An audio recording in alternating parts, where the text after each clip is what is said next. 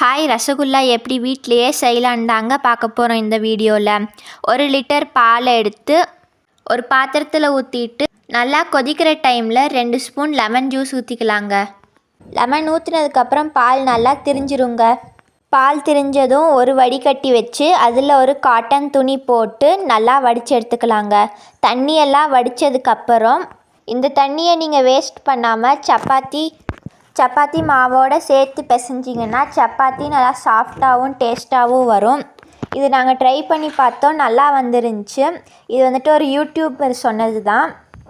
தண்ணியெல்லாம் நல்லா வடித்ததுக்கப்புறமா நல்லா பிசைஞ்சுக்குங்க. உள்ளங்கையை வச்சு 10 நிமிஷம் போல் பிசைஞ்சிங்கன்னா சப்பாத்தி மாவு போல் நல்லா சாஃப்டாக வந்துருங்க. அதை பாலாக உருட்டி எடுத்துக்கோங்க. அடுப்பில் ஒரு பாத்திரம் வச்சு 1 கப்பு போல் சர்க்கரை சேர்த்து 2 கப்பு தண்ணீர் சேர்த்து நல்லா கொதிக்க வச்சுக்கோங்க.